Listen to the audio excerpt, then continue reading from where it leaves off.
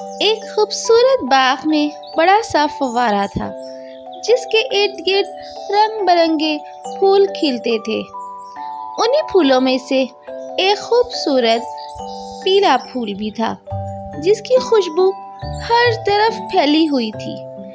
اس باغ میں ایک رنگین تتلی بھی رہتی تھی جس کے پر بہت ہی خوبصورت اور چمکدار تھے۔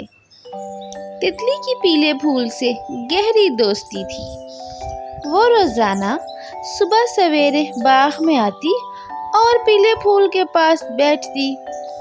دونوں دوست ایک دوسرے کے ساتھ بہت خوش رہتے۔ تتلی کو پیلے پھول کا رس بہت زیادہ پسند تھا کیونکہ وہ بہت زیادہ میٹھا اور خوشبودار ہوتا تھا۔ ایک دن تتلی نے پھول سے کہا، میرے دوست، تمہاری خوشبو اور رس بہت زیادہ مزیدار ہے، لیکن تمہیں پانی کی بھی ضرورت ہے۔ میں روزانہ فوارے سے پانی لا کر تمہیں دوں گی۔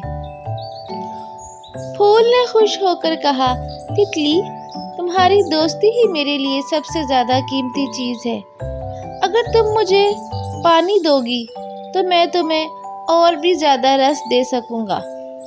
اس کے بعد تتلی روز فوارے سے پانی لا کر پھول کو دیتی۔